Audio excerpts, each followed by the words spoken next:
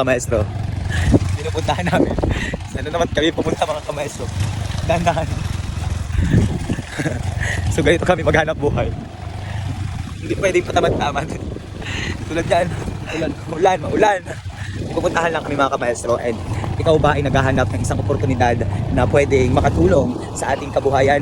So PM mo ako kung ano yung aming pinagkakaabalahan at bakit namin ginagawa ito kahit maulan, kahit lubak-lubak ang daan and malayo sa aming sa syudad, yan ilog. So mga kamaestro, huwag na tayong magpatumpik-tumpik dahil baka ito na yung oportunidad na hinahanap ninyo noon pa man, dahil alam ko na kayo ay hirap na sa sitwasyon na meron kayo ngayon tulad namin. Hirap na sa sitwasyon namin ngayon, pero tuloy pa rin ang laban kasi sabi nga, habang tayo ay nabubuhay, habang tayo humihinga, lahat may pag-asa. So gigising tayo, huwag natin balikan ng kahapon. So looking forward tayo lagi, mag-focus tayo para makita natin yung ating future. Malayo na mga kamaestro, and that's all for today.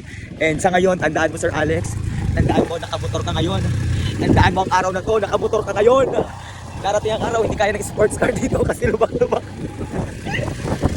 Hindi mo nakadala yung sports car mo dito, pero darating ang panahon, itong aking business partner na si Sir Alex ay magkakaroon ng sasakyan. At anong sasakyan yon? Fortuner.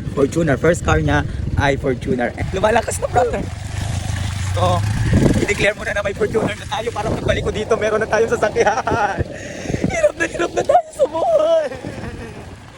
Hindi na po pwedeng ganito.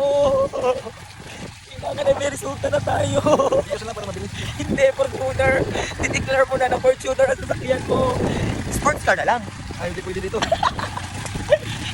Ito ang dadaanan mo na sports car. Sa una pa lang, sayang na, hindi ka na makaalis. Mga kamaestro, binabayo na kami dahan-dahan at baka tayo ay ma-semplang. Wala na tayong gawin bukas. Bangas-bangas na to the max ito. Mga kamaestro, ayun ang buhay namin dito sa sino nang pupuntahan natin dyan? Dito sa area. Ayan, silong. Sisilong muna kami kasi sa sobrang lakas ng ulan.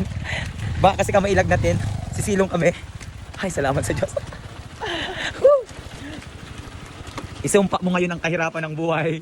Kapag yumaman ka, ipasemento mo na to. Pag yumaman ka, ipasemento mo ng area mo kasi ang hirap mag-network. So binabaybay namin yung kabundukan. So that's it mga kamaestro. Bye!